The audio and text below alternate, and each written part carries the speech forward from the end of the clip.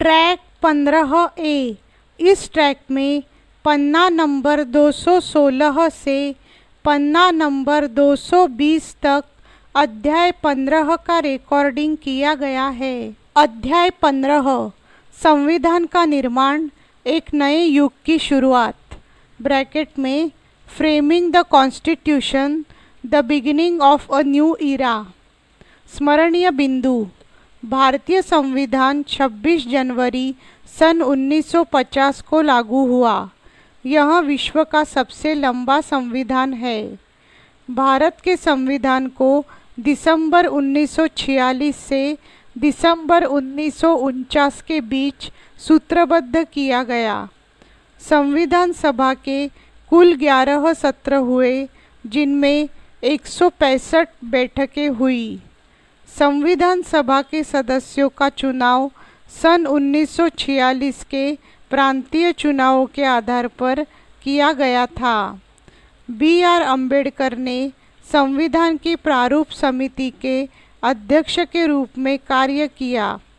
उनके साथ 2 और वकील कार्य कर रहे थे, एक गुजरात KKM मुंशी और 2 मद्रास के अल्लादी कृष्णास्वामी अय्यर। इस उद्देश्य प्रस्ताव में भारत को एक स्वतंत्र संप्रभु गणराज्य घोषित किया गया था।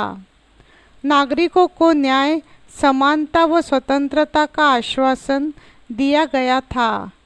संविधान के प्रारूप में विषयों को 3 सूचियों में विभाजित किया गया था, एक केंद्रीय सूची, 2 राज्य सूची और 3 समवर्ती सूची। पहली सूची के विषय केंद्र सरकार के अधीन, दूसरी सूची के विषय राज्य सरकारों के अधीन और तीसरी सूची के विषय केंद्र और राज्य दोनों की साझा जिम्मेदारी के अधीन आते थे। संविधान के अधिकतर सदस्य इस बात पर सहमत थे कि प्रत्येक वयस्क भारतीय को मताधिकार दिया जाए। हमारे संविधान का एक अन्य महत्वपूर्ण अभिलक्षण था धर्मनिरपेक्षता पर बल। NCERT अभ्यासार्थ प्रश्न, उत्तर दीजिए। ब्रैकेट में लगभग 100-150 शब्दों में। प्रश्न 1, उद्देश्य प्रस्ताव में किन आदर्शों पर जोर दिया गया था? उत्तर, संविधान संबंधी उद्देश्य प्रस्ताव पंडित जवाहरलाल नेहरू ने पेश किया था। इसमें निम्नलिखित बातें कही गई थी। 1. भारत एक स्वतंत्र प्रभुसत्ता संपन्न गणतंत्र है। 2.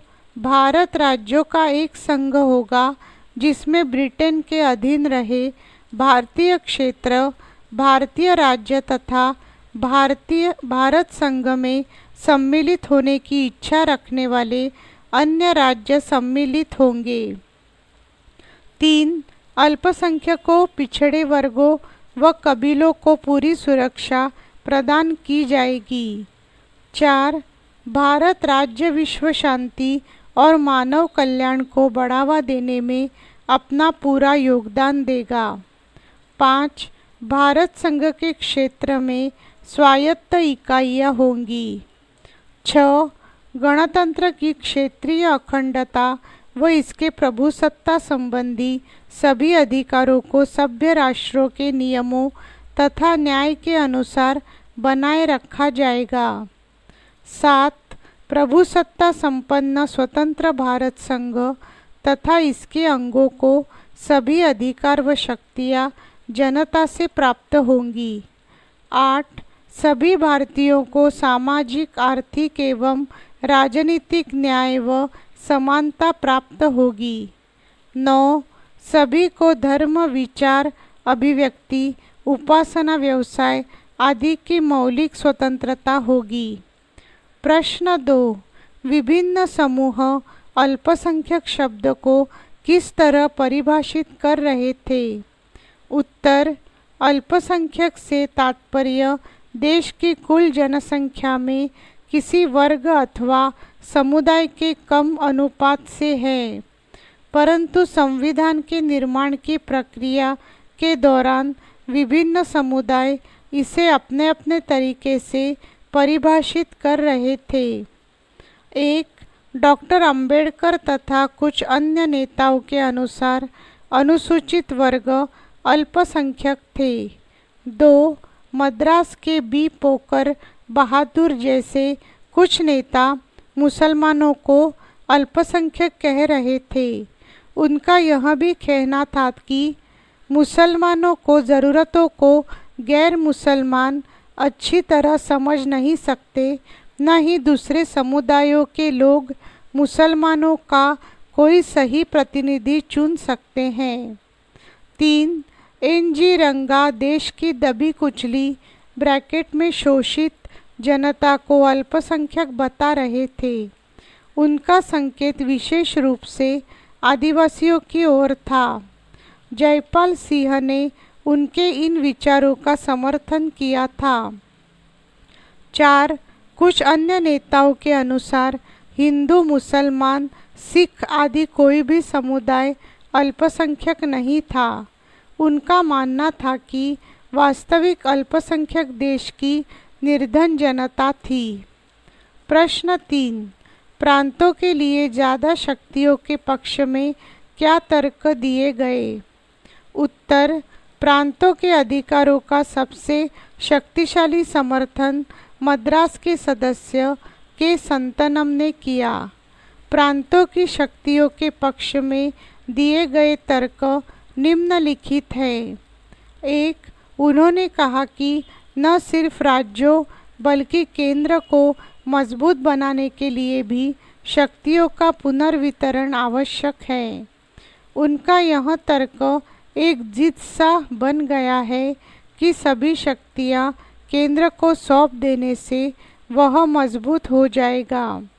संतनम ने कहा कि यह एक गलत फहमी है। यदि केंद्र के पास आवश्यकता से अधिक जिम्मेदारियां होंगी तो वह प्रभावी ढंग से काम नहीं कर पाएगा।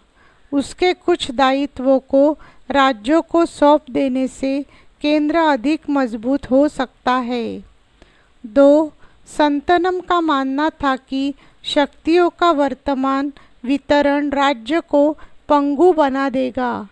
राजकोषीय प्रावधान प्रांतों को खोखला कर देगा, क्योंकि भू राजस्व को छोड़कर अधिकांश कर केंद्र सरकार के अधिकार में है।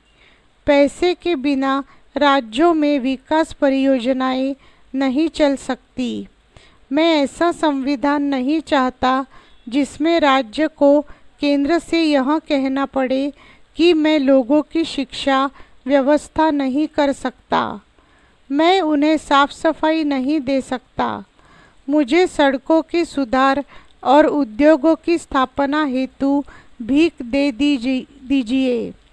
अच्छा तो यही होगा कि हम संघीय व्यवस्था को पूरी तरह समाप्त कर दें और एकात्मक व्यवस्था ब्रैकेट में यूनिटरी सिस्टम स्थापित करें।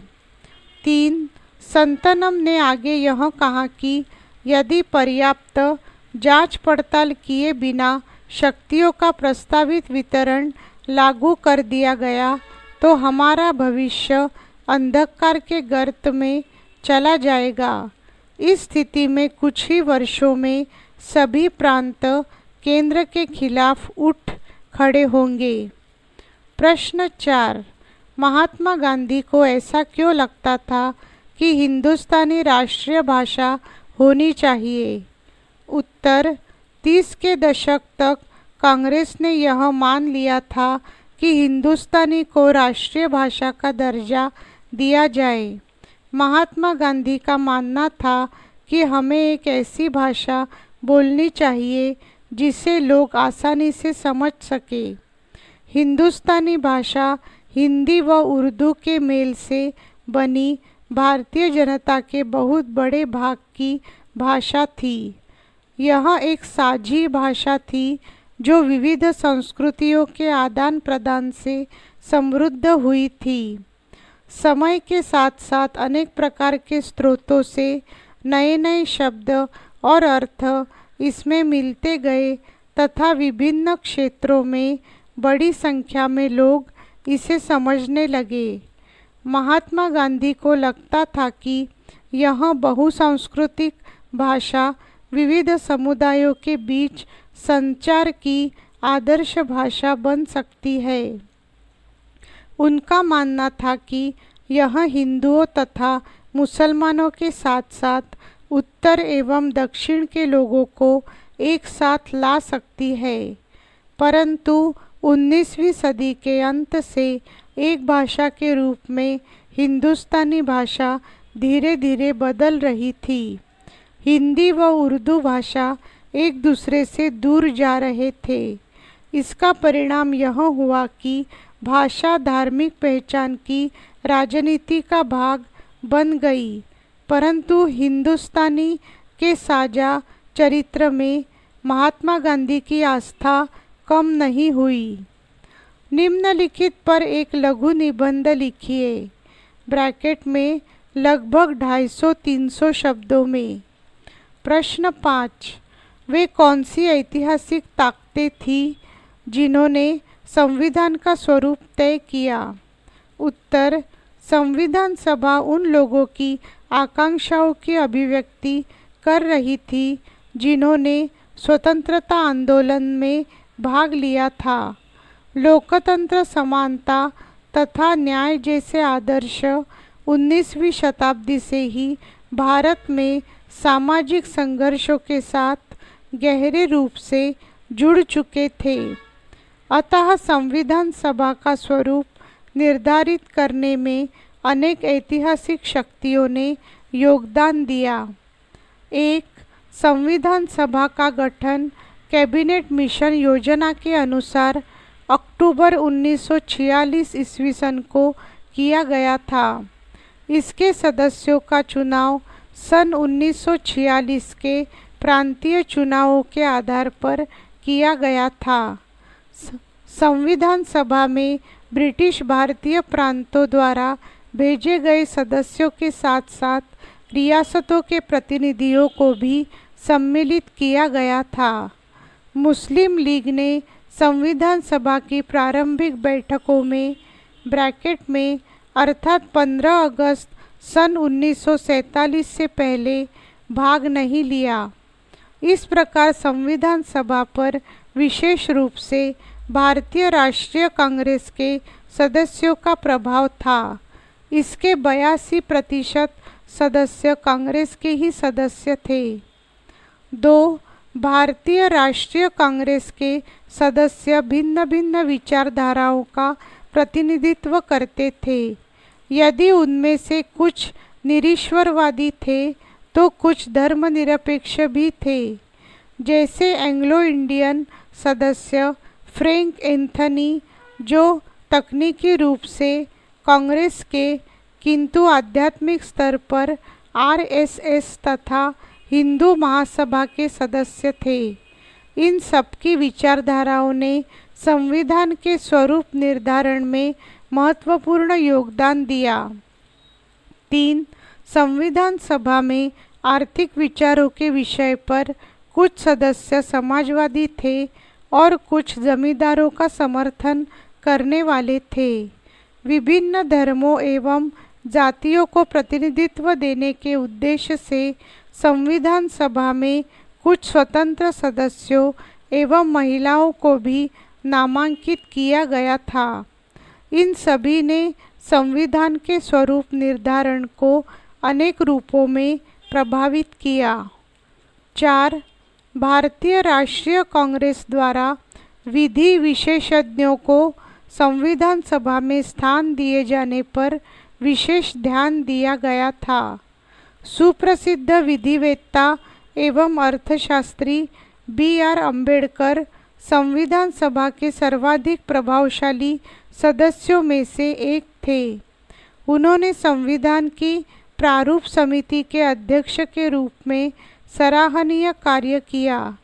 गुजरात के वकील KKM तथा मद्रास के वकील अल्लादी कृष्ण स्वामी अय्यर B.R. अम्बेडकर के प्रमुख सहयोगी थे। इन दोनों के द्वारा संविधान के प्रारूप पर महत्वपूर्ण सुझाव प्रस्तुत किए गए। 5. जब 19वीं शताब्दी में समाज सुधारकों ने बाल विवाह का विरोध किया तथा विधवा विवाह का समर्थन किया तो वे सामाजिक न्याय का ही समर्थन कर रहे थे। 6. जब विवेकानंद ने हिंदू धर्म में सुधार के लिए अभियान चलाया तो वह धर्मों को और अधिक न्यायसंगत बनाने का ही प्रयास कर रहे थे। जब महाराष्ट्र में ज्योतिबा फुले ने दलित जातियों के उत्पीड़न का प्रश्न उठाया अथवा कम्युनिस्टों और सोशलिस्टों ने मजदूरों एवं किसानों को एकजुट किया तो वे भी आर्थिक और सामाजिक न्याय के लिए ही संघर्ष कर रहे थे। एक दमनकारी और अवैध सरकार के विरुद्ध राष्ट्रीय आंदोलन निश्चित रूप से लोकतंत्र एवं न्याय के साथ साथ नागरिकों के अधिकारों और समानता का संघर्ष भी था। प्रश्न 6. दलित समूहों की सुरक्षा के पक्ष में किए गए विभिन्न दावों पर चर्चा कीजिए। उत्तर: राष्ट्रीय आंदोलनों के दौरान अंबेडकर ने दलित समूहों ब्रैकेट में पिछड़े वर्गों के लिए पृथक निर्वाचिकाओं की मांग की थी। महात्मा गांधी ने इसका विरोध करते हुए यह कहा था कि ऐसा करने से ये समुदाय स्थायी रूप से शेष समाज से कट जाएंगे। संविधान सभा में इस प्रश्न पर काफ़ी वाद विवाद हुआ। 1.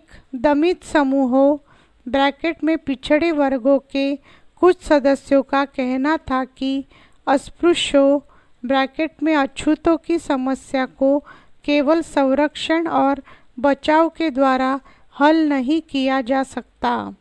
उनके पिछड़ेपन के पीछे जाति विभाजित समाज के कायदे कानूनों और नैतिक मूल्य मान्यताओं का हाथ है।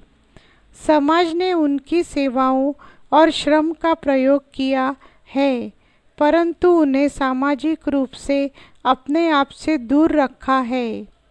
अन्य जातियों के लोग उनके साथ घुलने मिलने से कतराते हैं, उनके साथ खाना नहीं खाते और उन्हें मंदिरों में भी नहीं जाने दिया जाता। 2. मद्रास के सदस्य जे नागप्पा ने कहा था, हम सदा कष्ट उठाते रहे हैं परंतु अब हम और अधिक कष्ट उठाने को तैयार नहीं है। हमें अपनी जिम्मेदारियों का आभास हो गया है। हम जानते हैं कि हमें अपनी बात कैसे मनवानी है। नागप्पा ने कहा कि संख्या की दृष्टि से दलित समूह ब्रैकेट में पिछड़े वर्ग अल्पसंख्यक नहीं है। आबादी में उनकी संख्या 20-25% है।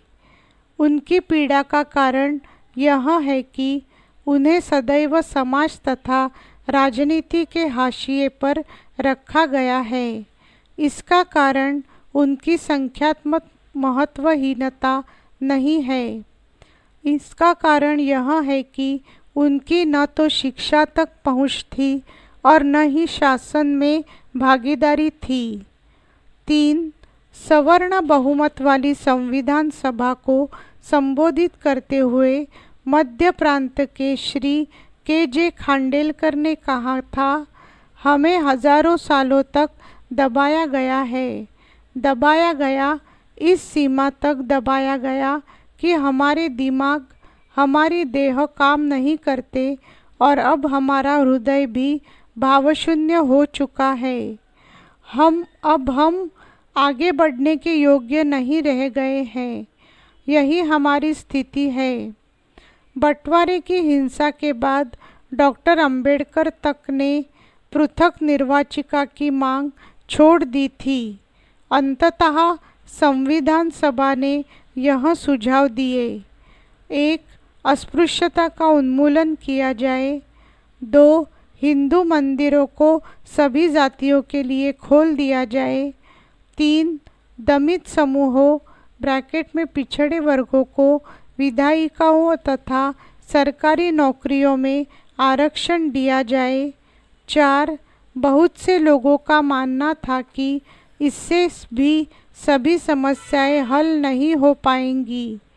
सामाजिक भेदभाव को केवल संवैधानिक कानून द्वारा समाप्त नहीं किया जा सकता। इसके लिए समाज की सोच में बदलाव लाना होगा।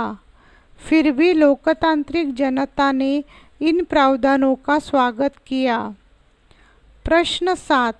संविधान सभा के कुछ सदस्यों ने उस समय की राजनीतिक परिस्थिति और एक मजबूत केंद्र सरकार की ज़रूरत के बीच क्या क्या संबंध देखा? उत्तर: 1. संविधान सभा में इस बात पर काफ़ी वाद विवाद हुआ कि केंद्र सरकार और राज्य सरकारों के क्या अधिकार होने चाहिए। जो लोग शक्तिशाली केंद्र के पक्ष में थे उनमें जवाहरलाल नेहरू भी शामिल थे। संविधान सभा के अध्यक्ष के नाम लिखे एक पत्र में उन्होंने कहा था, अब जबकि विभाजन एक सच्चाई बन चुकी है, एक दुर्बल केंद्रीय शासन की व्यवस्था देश के लिए घातक होगी, क्योंकि ऐसा केंद्र शांति स्थापित करने, आम सरोकारों के बीच समन्वय स्थापित करने और अंतर्राष्ट्रीय स्तर पर पूरे देश के लिए आवाज़ उठाने में सक्षम नहीं होगा। 2. दूसरी ओर राज्यों ब्रैकेट में प्रांतों के अधिकारों का सबसे शक्तिशाली समर्थन मद्रास के सदस्य के संतनम ने किया। उन्होंने कहा कि न केवल राज्यों को बल्कि केंद्र को मजबूत बनाने के लिए भी शक्तियों का पुनर्वितरण आवश्यक है। यह तर्क एक जिद सी बन गया है कि सभी शक्तियाँ केंद्र को सौंप देने से वह मजबूत हो जाएगा। संतनम ने कहा कि यह गलतफहमी है। यदि केंद्र के पास आवश्यकता से अधिक जिम्मेदारियां होंगी तो वह प्रभावी ढंग से काम नहीं कर पाएगा।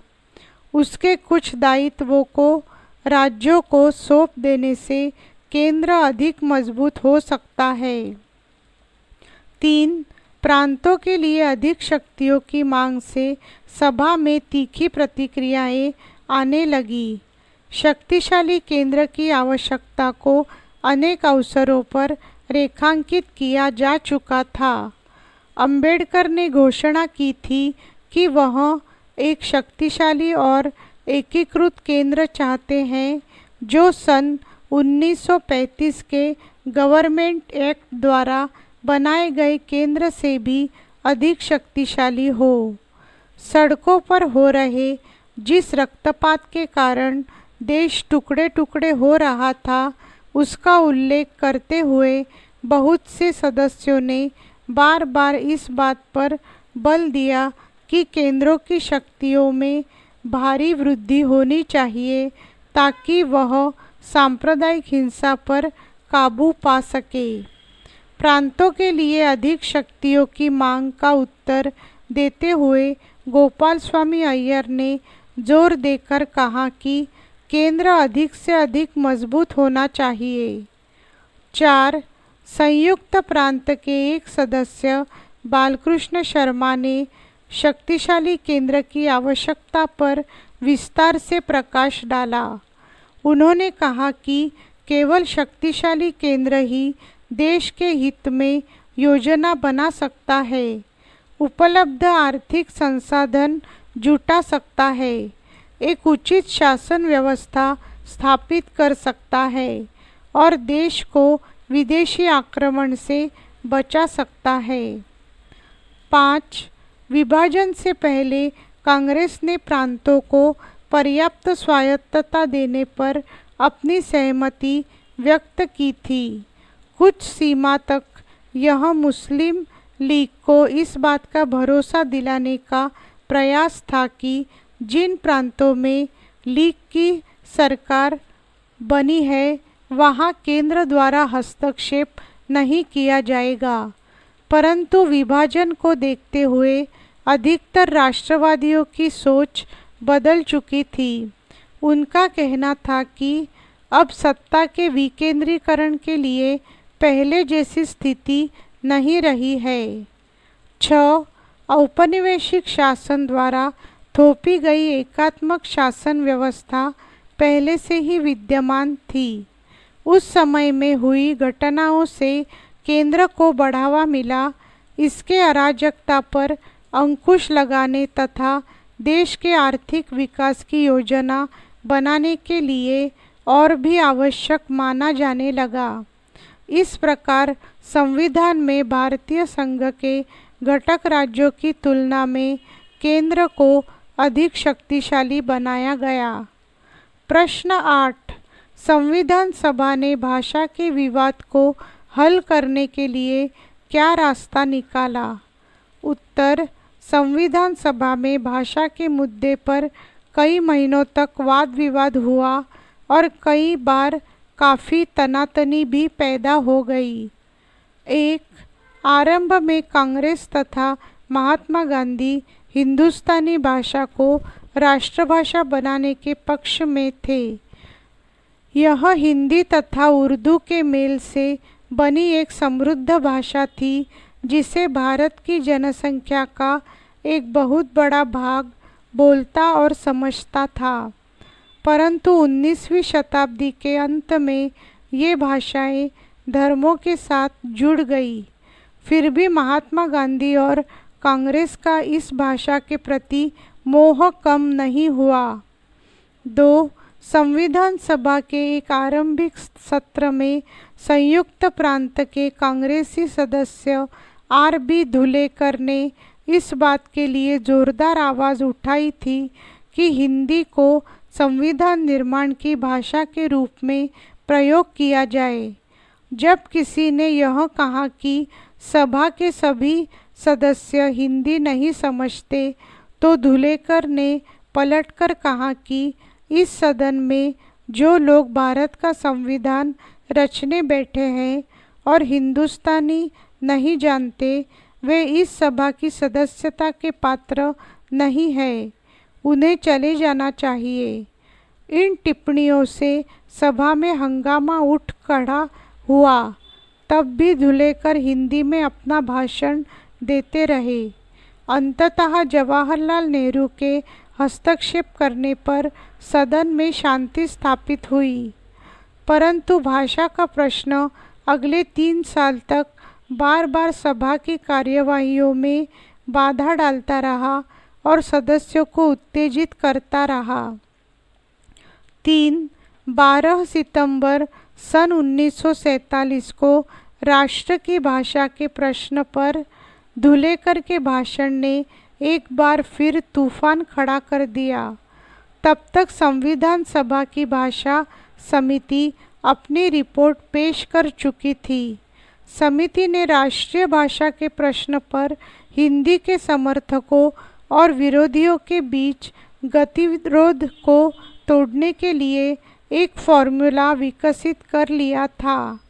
परंतु इस फॉर्मूले को समिति ने घोषित नहीं किया था। समिति ने सुझाव दिया कि देवनागरी लिपि में लिखी हिंदी भारत की राजकीय भाषा होगी। समिति का मानना था कि हिंदी को राष्ट्रभाषा बनाने के लिए हमें धीरे धीरे आगे बढ़ना चाहिए। यह कहा गया कि पहले 15 साल तक सरकारी कामों में अंग्रेजी का प्रयोग जारी रहेगा। प्रत्येक प्रांत को अपने कामों के लिए कोई एक क्षेत्रीय भाषा चुनने का अधिकार होगा। संविधान सभा की भाषा समिति ने हिंदी को राष्ट्रभाषा की बजाय राजभाषा कहकर विभिन्न पक्षों की भावनाओं को शांत करने और समस्या का समाधान सर्वसम्मति से करने का प्रयास किया था। 4. धुलेकर बीच बचाव के ऐसे सुझावों को मानने वाले नहीं थे। वे चाहते थे कि हिंदी को राजभाषा नहीं बल्कि राष्ट्रभाषा घोषित किया जाए। उन्होंने उन लोगों की जमकर आलोचना की जो यह सोचते थे कि हिंदी को उन पर थोपा जा रहा है। धुलेकर ने ऐसे लोगों का मजाक उड़ाया जो महात्मा गांधी का नाम लेकर हिंदी की बजाय हिंदुस्तानी को राष्ट्रीय भाषा बनाना चाहते थे। 5. धुलेकर के बाद मद्रास की सदस्य श्रीमती दुर्गाबाई ने सदन को बताया कि दक्षिण में हिंदी का विरोध बहुत अधिक है।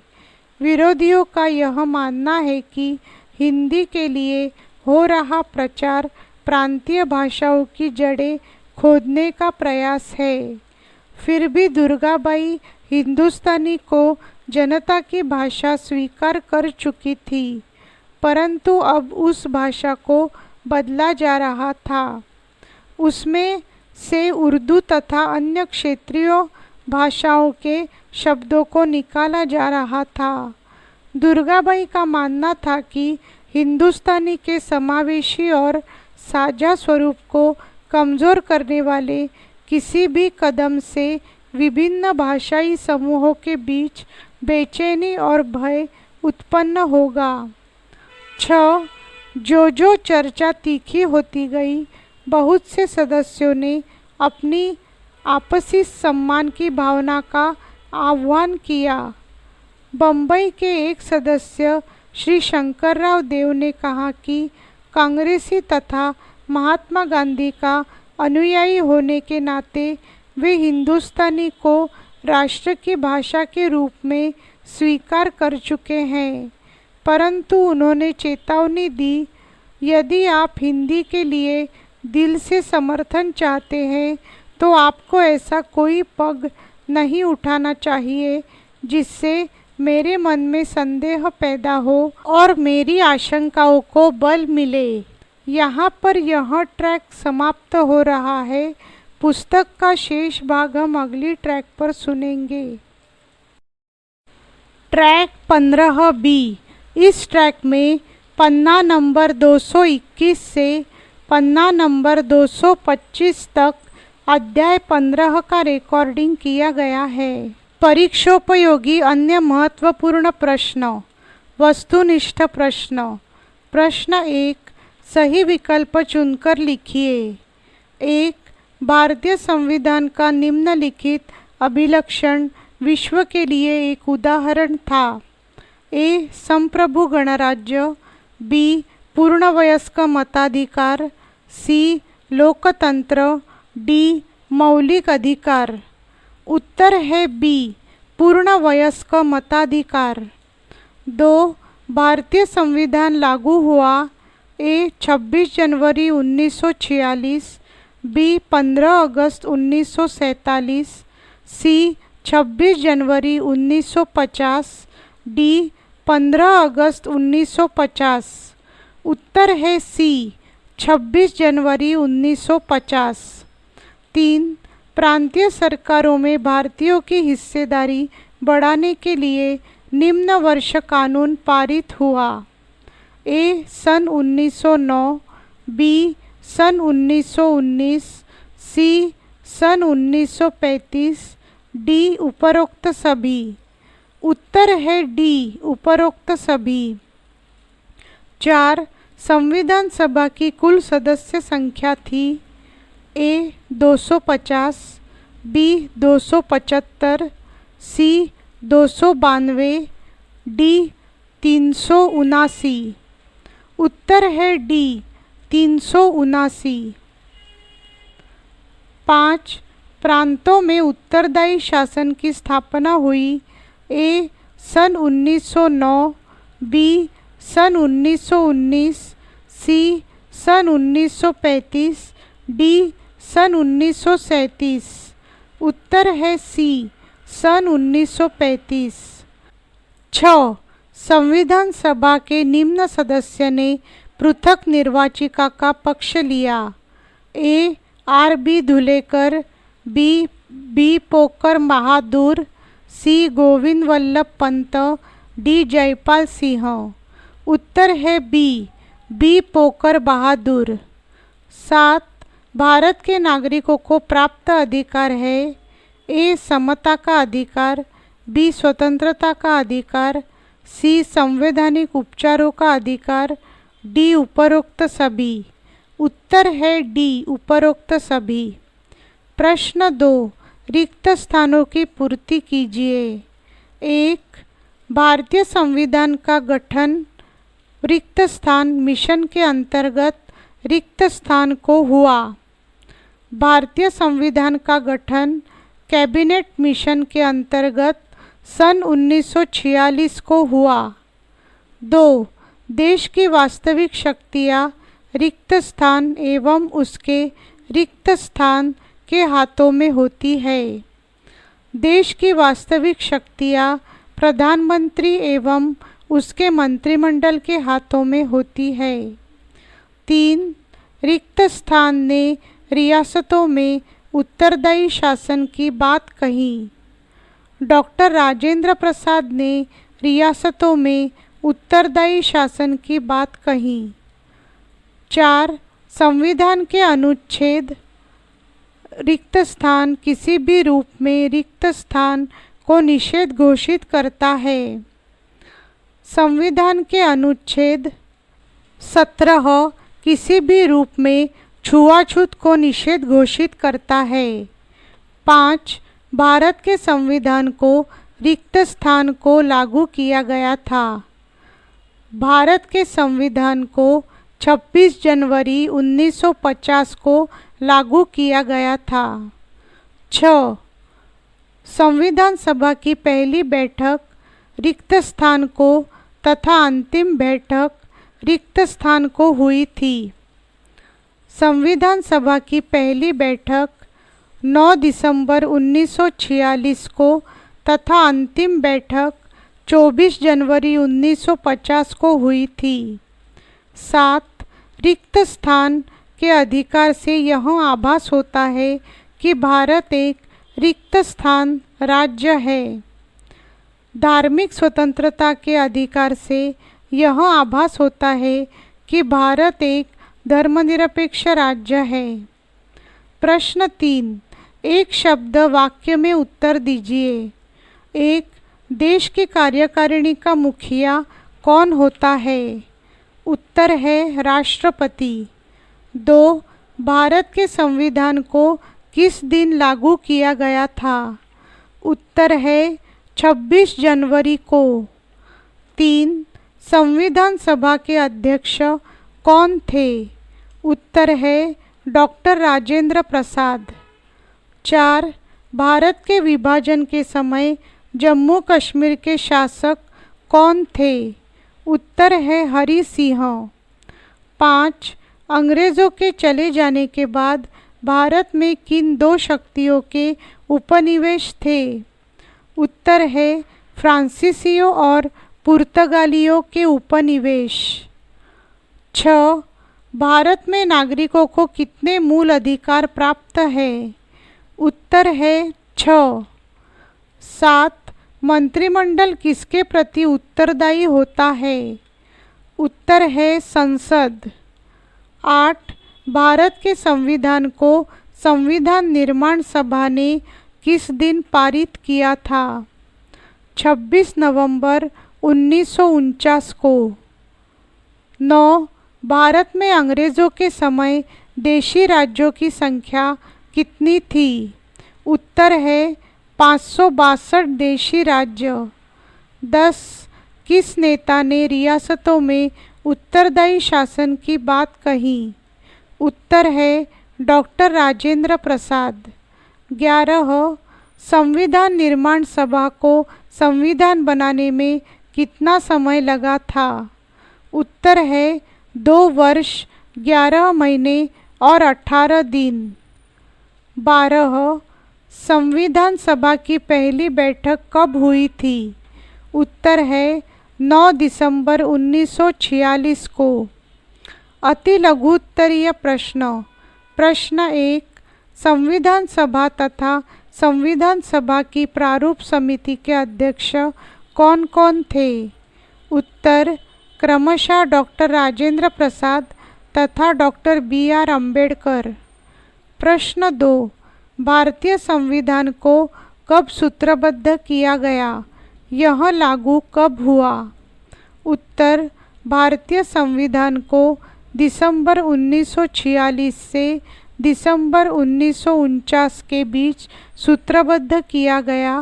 यह 26 जनवरी 1950 को लागू हुआ।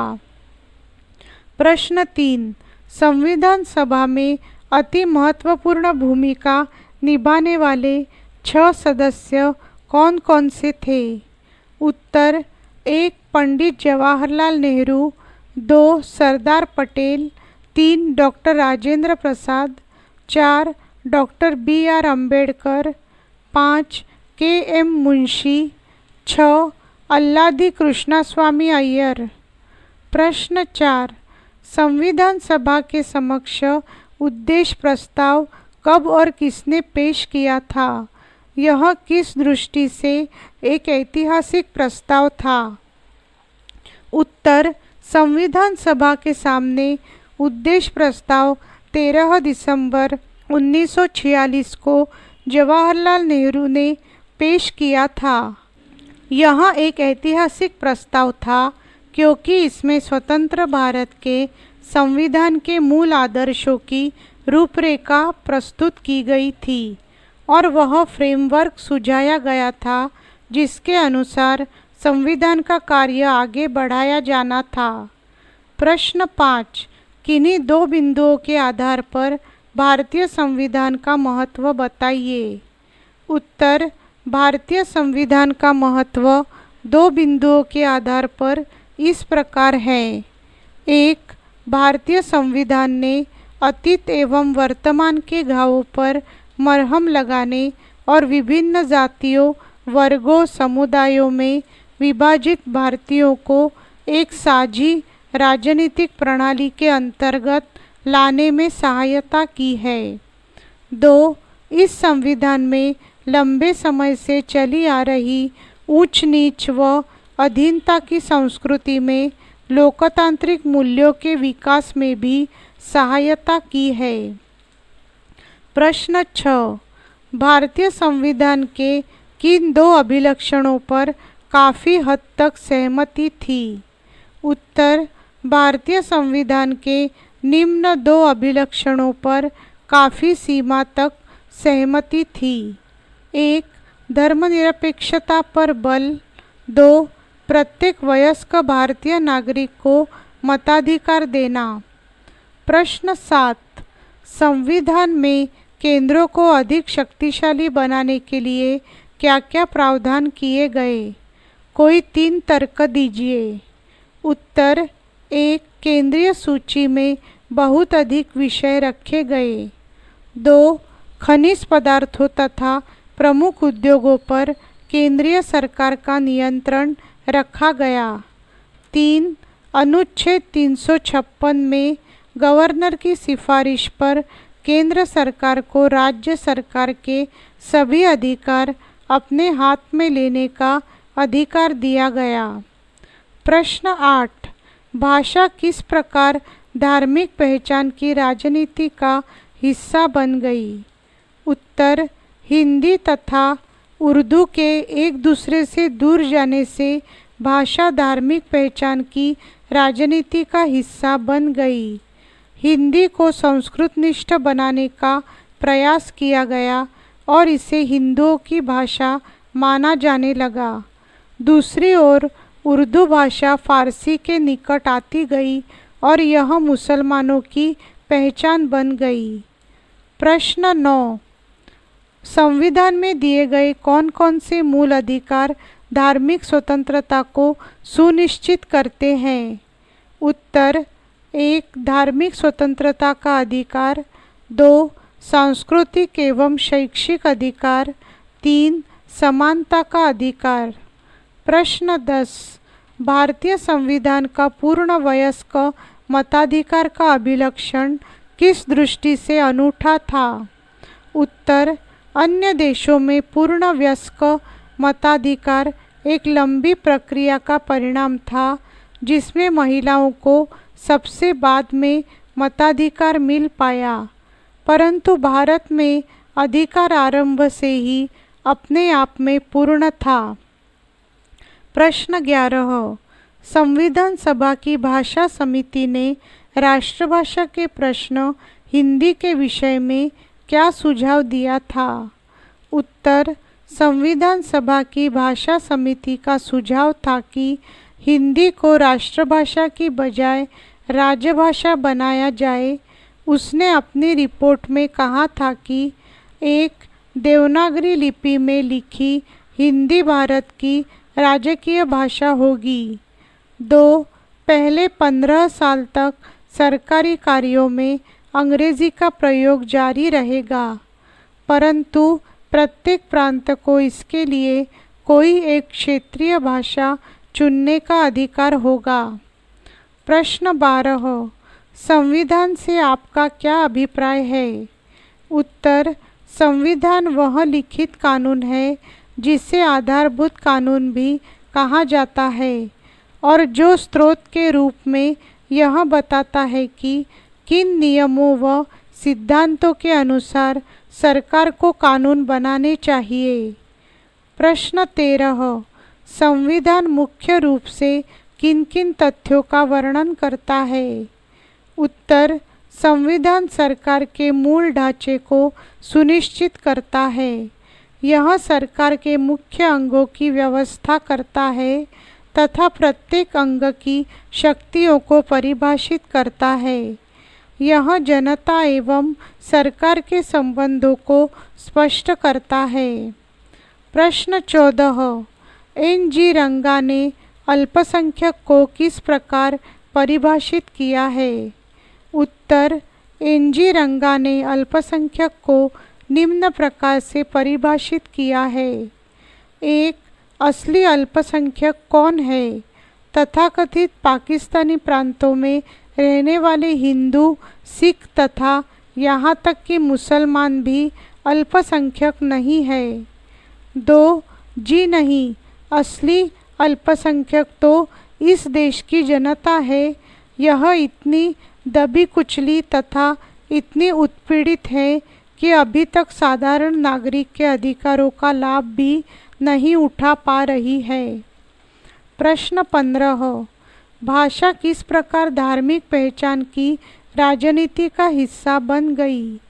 उत्तर: हिंदी तथा उर्दू के एक दूसरे से दूर जाने से भाषा धार्मिक पहचान की राजनीति का हिस्सा बन गई। हिंदी को संस्कृतनिष्ठ बनाने का प्रयास किया गया और इसे हिंदुओं की भाषा माना जाने लगा। दूसरी ओर उर्दू भाषा फारसी के निकट आ गई व यह मुसलमानों की पहचान बन गई। प्रश्न 16. सामुदायिक अधिकारों अर्थात समुदायों के अधिकार दिए जाने के प्रति कुछ नेताओं की चिंता क्या थी? उत्तर: कुछ नेताओं का कहना था कि समुदायों को अधिकार देने से निष्ठाएं खंडित होंगी, इससे एक शक्तिशाली राज्य एवं राष्ट्र की स्थापना नहीं हो पाएगी। प्रश्न 17. संविधान में दिए गए कौन कौन से मूल अधिकार धार्मिक स्वतंत्रता को सुनिश्चित करते हैं? उत्तर: संविधान में दिए गए निम्नलिखित मूल अधिकार धार्मिक स्वतंत्रता को सुनिश्चित करते हैं। 1. धार्मिक स्वतंत्रता का अधिकार। 2. समानता का अधिकार। 3. सांस्कृतिक एवं शैक्षिक अधिकार। प्रश्न 18. देशी रियासतों का एकीकरण किसने किया तथा एकीकरण की प्रक्रिया कैसे हुई? उत्तर: देशी रियासतों का एकीकरण सरदार वल्लभ भाई पटेल ने किया। इस काम के लिए उन्होंने छोटी रियासतों को पड़ोसी राज्यों में मिला दिया। कई छोटी रियासतों को मिलाकर उनका एक संघ बनाया। कुछ बड़ी बड़ी रियासतों को राज्य के रूप में मान्यता दी। कुछ पिछड़े हुए तथा शासन व्यवस्था ठीक न होने वाले राज्यों को केंद्र की निगरानी में रखा गया। प्रश्न 19. प्रभुसत्ता का क्या अर्थ है? उत्तर: प्रभुसत्ता का अर्थ है किसी बाहरी शक्ति के दबाव से मुक्त होना, इसका अर्थ है पूर्ण स्वतंत्रता। भारत 26 जनवरी 1950 को प्रभुसत्ता संपन्न देश बना। प्रश्न 20, क्या संविधान को जीवित आलेख कहा जा सकता है? उत्तर, संविधान को जीवित आलेख कहा जा सकता है क्योंकि यह क्रियाशील संस्थाओं, अपेक्षाओं व आकांक्षाओं के साथ निरंतर विकसित होता रहता है। लघु उत्तरीय प्रश्न। प्रश्न 1, संविधान सभा में हुई चर्चाएं जनमत को किस प्रकार प्रभावित करती है? उत्तर, सामूहिक सहभागिता का भाव पैदा करने के लिए संविधान सभा में जनता के सुझाव भी आमंत्रित किए जाते थे। इस संबंध में सभा को सैकड़ों सुझाव मिले, जिनके कुछ नमूनों को देखने से ही पता चल जाता है कि हमारे विधि निर्माताओं को कितने परस्पर विरोधी हितों पर विचार करना पड़ा था। 1. ऑल इंडिया वर्णाश्रम स्वराज्य संघ ब्रैकेट में कलकत्ता ने आग्रह किया कि हमारा संविधान प्राचीन हिंदू कृतियों में वर्णित सिद्धांतों पर आधारित होना चाहिए। गौ हत्या पर प्रतिबंध लगाने और बूचड़खानों को बंद करने की विशेष रूप से मांग की गई थी। 2. कथित निचली जाति समूहों ने मांग की कि उनके प्रति सवर्णों द्वारा दुर्व्यवहार पर रोक लगाई जाए और विधायिका सरकारी विभागों तथा स्थानीय निकायों में जनसंख्या के आधार पर सीटों के आरक्षण की व्यवस्था की जाए। 3. भाषाई अल्पसंख्यक चाहते थे कि उन्हें मातृभाषा में अभिव्यक्ति की स्वतंत्रता मिले तथा प्रांतों का पुनर्गठन भाषाई आधार पर किया जाए। 4. धार्मिक अल्पसंख्यकों ने भी विशेष सुरक्षाओं का आग्रह किया। 5. विजयनगरम के जिला शिक्षा संघ तथा बम्बई के सेंट्रल जूइश बोर्ड जैसे कई संगठनों ने आग्रह किया कि विधायिका इत्यादि सहित सभी सार्वजनिक संस्थानों में उन्हें पर्याप्त प्रतिनिधित्व मिलना चाहिए। प्रश्न 2, भारत की संविधान सभा के दमित वर्ग के विषय में सुरक्षा देने के लिए दिए गए सुझावों का उल्लेख कीजिए। उत्तर, सुझाव 1. राष्ट्रीय आंदोलन के दौरान अंबेडकर ने दलित जातियों के अधिकारों की रक्षा के लिए पृथक निर्वाचन क्षेत्रों की मांग की थी, जिसका विरोध महात्मा गांधी ने यह कहकर किया कि ऐसा करने से दलित समुदाय सदा के लिए शेष समाज से कट जाएगा। 2. संविधान सभा के दलित वर्गों के सदस्यों का कहना था कि समाज ने उनकी सेवाओं व श्रम का उपयोग तो किया, परंतु उन्हें स्वयं से दूर रखा। अन्य जातियों के लोग उनसे घुलने मिलने से कतराते हैं। 3. कुछ सदस्यों का यह मानना था कि इन कदमों से भी सारी समस्याएं हल नहीं हो पाएंगी। सामाजिक भेदभाव को कानून पास करके ही हल नहीं किया जा सकता। इसके लिए समाज की सोच में बदलाव लाना होगा। इन समस्त सुझावों का स्वागत सिर्फ संविधान सभा के सदस्यों ने ही किया, जनसाधारण ने इनका अनुमोदन नहीं किया। प्रश्न 3, संविधान सभा के भारतीयों की तथा उनके विचारों की विविधता किस रूप में प्रतिबिंबित हुई, स्पष्ट कीजिए। उत्तर, संविधान सभा के सदस्यों का चुनाव सन 1946 के प्रांतीय चुनावों के आधार पर किया गया था। संविधान सभा में भारत के ब्रिटिश प्रांतों द्वारा भेजे गए सदस्यों के अतिरिक्त रियासतों के प्रतिनिधि भी शामिल थे। उन्हें इसलिए शामिल किया गया था क्योंकि वे रियासतें भी एक एक करके भारतीय संघ में शामिल हो चुकी थी। मुस्लिम लीग ने स्वतंत्रता के पूर्व की संविधान सभा की बैठकों का बहिष्कार किया, जिसके कारण उस दौर में संविधान सभा एक ही पार्टी का समूह बनकर रह गई थी। सभा के 82% सदस्य कांग्रेस के सदस्य थे। कांग्रेस अपने आप में बहुत व्यापक मोर्चा थी, इसलिए इसके सदस्यों के विचार भी काफ़ी भिन्न थे। उनमें से कुछ निरीश्वरवादी और धर्मनिरपेक्ष थे, तो कुछ तकनीकी रूप से कांग्रेस के परंतु आध्यात्मिक स्तर पर आरएसएस और हिंदू महासभा के सदस्य थे।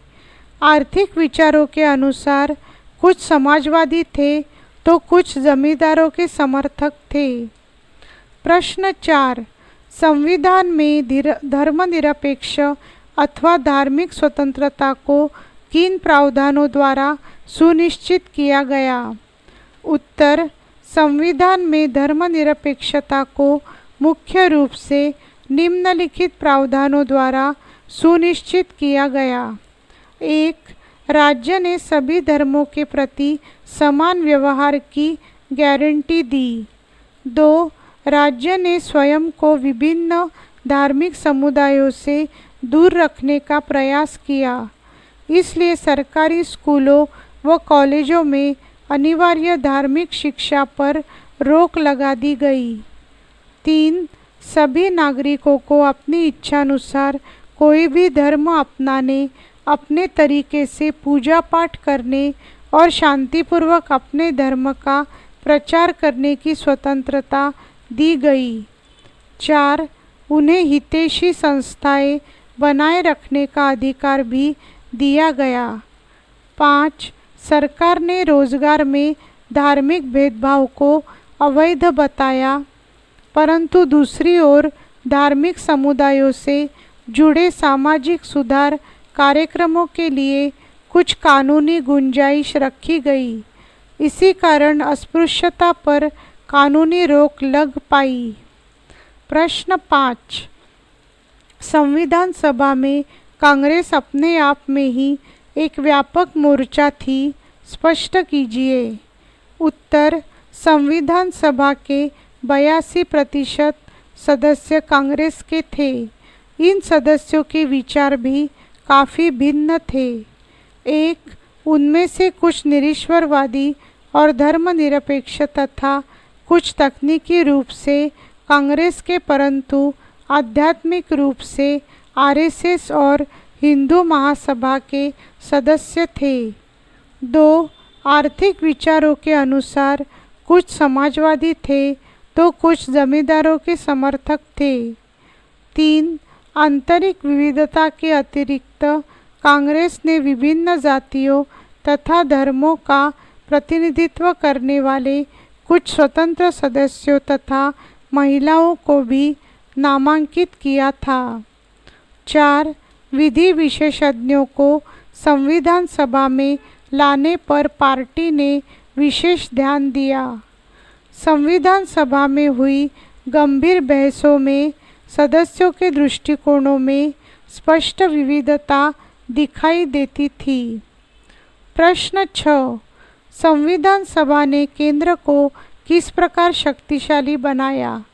उत्तर, संविधान सभा ने केंद्र को निम्न प्रकार से शक्तिशाली बनाया।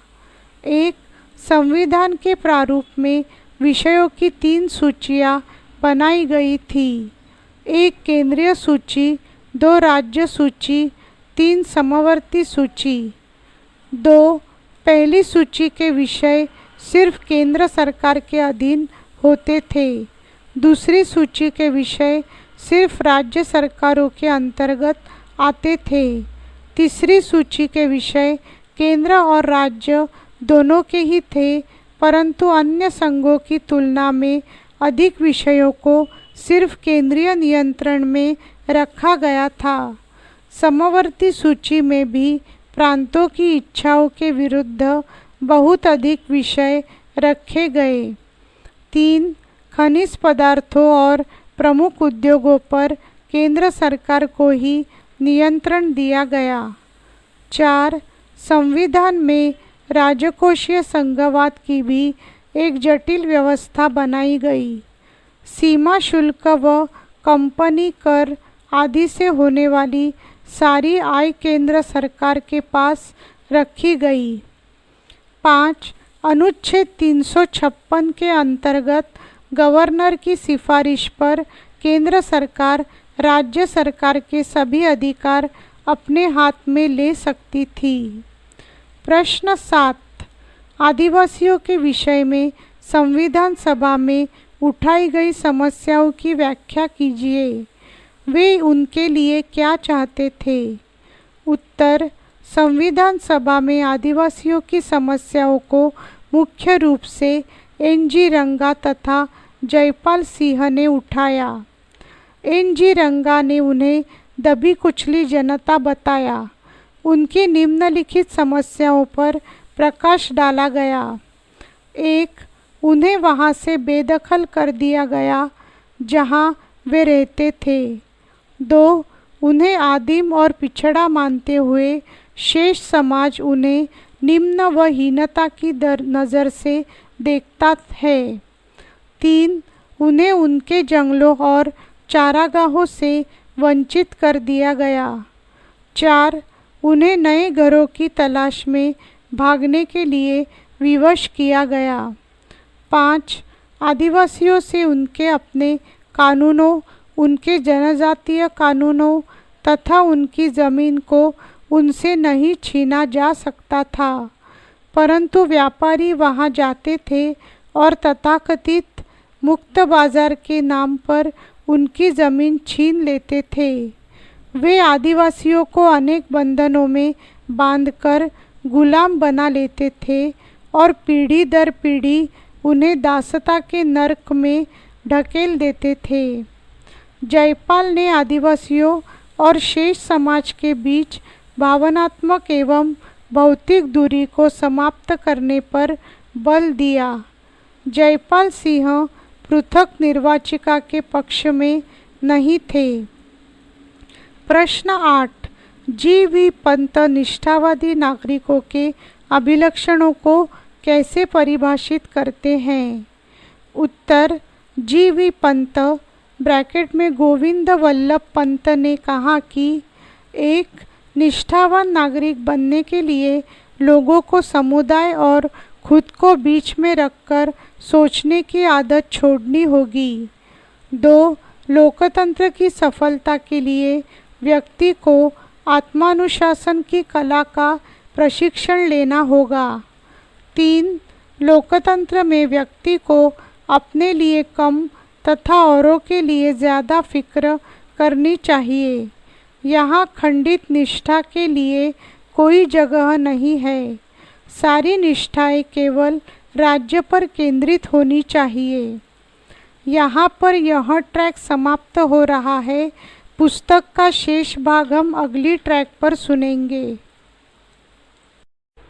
Track 15C। इस ट्रैक में पन्ना नंबर 225 से पन्ना नंबर 229 तक अध्याय 15 का रिकॉर्डिंग किया गया है। प्रश्न 9. स्वतंत्रता के समय भारत के सामने कई समस्याएं थीं। इनमें से किन्हीं 2 प्रमुख समस्याओं का संक्षिप्त वर्णन कीजिए। उत्तर: स्वतंत्रता के समय भारत के समक्ष निम्नलिखित 2 मुख्य समस्याएं थीं। 1. शरणार्थियों की समस्या।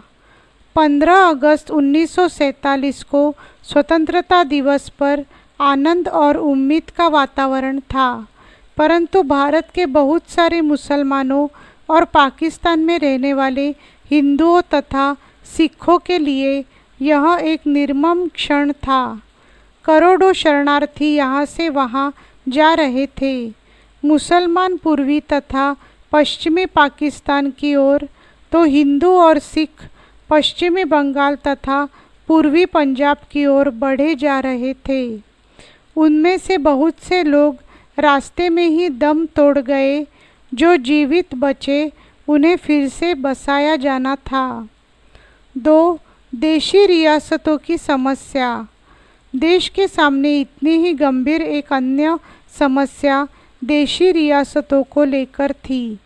ब्रिटिश राज के दौरान उपमहाद्वीप का लगभग 1/3 भूभाग ऐसे नवाबों और रजवाड़ों के अधीन था जो ब्रिटिश ताज की अधीनता स्वीकार कर चुके थे। उनके पास अपने राज्यों को अपनी इच्छा से चलाने की काफ़ी स्वतंत्रता थी। जब अंग्रेज़ों ने भारत छोड़ा तो इन नवाबों और राजाओं की संवैधानिक स्थिति बहुत विचित्र हो गई। कुछ महाराजा तो टुकड़ों में बटे भारत में स्वतंत्र सत्ता का सपना देख रहे थे। इन रियासतों को भारत संघ में मिलाए बिना देश की स्वतंत्रता अधूरी थी। प्रश्न 10 स्पष्ट कीजिए कि सन 1946 से पूर्व के संवैधानिक प्रयास संविधान सभा के प्रयासों से किस रूप में भिन्न थे। उत्तर सन 1946 से पूर्व के संवैधानिक प्रयास संविधान सभा के प्रयासों से कई अर्थों में भिन्न थे। ये प्रयास एक प्रतिनिध्यात्मक सरकार के लिए लगातार बढ़ती मांग के इंतज़ार में थे, जबकि विभिन्न कानूनों ब्रैकेट में 1909, 1919 और 1935 को पारित करने की प्रक्रिया में भारतीयों की कोई प्रत्यक्ष हिस्सेदारी नहीं थी। इन कानूनों को औपनिवेशिक सरकार ने ही लागू किया था।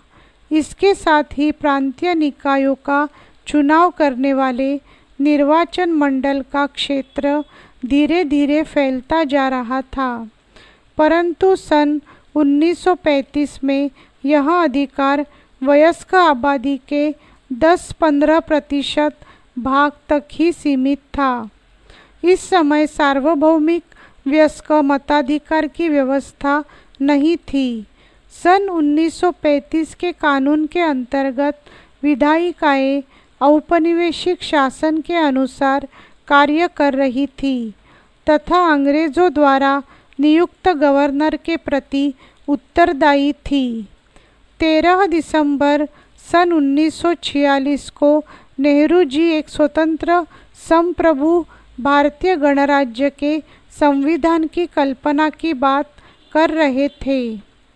प्रश्न 11 पृथक निर्वाचक मंडल की समस्या पर संविधान के निर्माण की प्रक्रिया में गोविंद वल्लभ पंत के विचारों की समीक्षा कीजिए।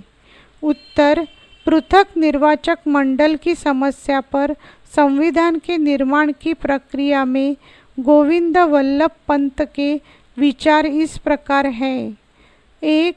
जी.वी. पंत का मत था कि बहुल समुदाय का यह उत्तरदायित्व है कि वह अल्पसंख्यकों की समस्याओं को समझे, उनकी आकांक्षाओं का अनुभव व एहसास करे। 2. पृथक निर्वाचक मंडल की मांग का उत्तर देते हुए जी.वी. पंत ने कहा कि यह प्रस्ताव न सिर्फ राष्ट्र के लिए वरन अल्पसंख्यकों के लिए भी हानिकारक है। 3. जी.वी. पंत पृथक निर्वाचक मंडल का विरोध कर रहे थे। उनका मत था कि यह एक आत्मघाती मांग है जो अल्पसंख्यकों को स्थायी रूप से मुख्य धारा से पृथक कर देगी, उन्हें कमज़ोर बना देगी तथा शासन में उन्हें असरदार भागीदारी हासिल नहीं हो पाएगी। 4. जी.वी. पंत बहादुर के इस विचार से सहमत थे कि किसी लोकतंत्र की प्रगति इस बात पर निर्भर करती है कि समाज के अनेक वर्गों में वह कितना आत्मविश्वास उत्पन्न कर पाती है। 5. पंत को इस तर्क पर कोई ऐतराज़ नहीं था कि एक स्वतंत्र देश में प्रत्येक नागरिक के साथ ऐसा आचरण किया जाना चाहिए कि जिससे न केवल उसकी भौतिक आवश्यकताओं की पूर्ति हो वरन उसमें स्वाभिमान का आध्यात्मिक भाव भी पैदा हो। प्रश्न 12, आदिवासियों के लिए सुरक्षात्मक उपायों की मांग करते हुए जयपाल सिंह कौन कौन से तर्क देते हैं? उत्तर, जयपाल सिंह ने आदिवासियों के लिए सुरक्षात्मक उपायों की मांग करते हुए अनेक तर्क दिए। उन्होंने कहा कि आदिवासी कबीले संख्या की दृष्टि से अल्पसंख्यक नहीं है, लेकिन उन्हें संरक्षण की आवश्यकता है। उन्हें वहां से बेदखल कर दिया गया जहां वे रहते थे। उन्हें जंगलों और चारागाहों से वंचित कर दिया गया। उन्हें नए घरों की तलाश में भागने के लिए मजबूर किया गया। उन्हें आदिम और पिछड़ा मानते हुए शेष समाज हिकारत की नज़र से देखता है। जयपाल सिंह ने आदिवासियों और शेष समाज के बीच मौजूद भावनात्मक और भौतिक फासले को खत्म करने की भी बात कही। प्रश्न 13, उद्देश्य प्रस्ताव में लोकतांत्रिक शब्द का प्रयोग न करने के पक्ष में जवाहरलाल नेहरू ने क्या तर्क दिया था? उत्तर, उद्देश्य प्रस्ताव में लोकतांत्रिक शब्द का प्रयोग न करने के पक्ष में जवाहरलाल नेहरू ने यह तर्क दिया था कि यह तो स्वाभाविक ही है कि गणराज्य शब्द में यह शब्द पहले ही निहित होता है, अतः अनावश्यक और अनुपयोगी शब्द का प्रयोग करना अनुचित है। प्रश्न 14, भारतीय संविधान की एकात्मक विशेषताओं का उल्लेख संक्षेप में कीजिए। उत्तर, यद्यपि संविधान का स्वरूप संघात्मक है, तथापि इसका झुकाव केंद्र की ओर है।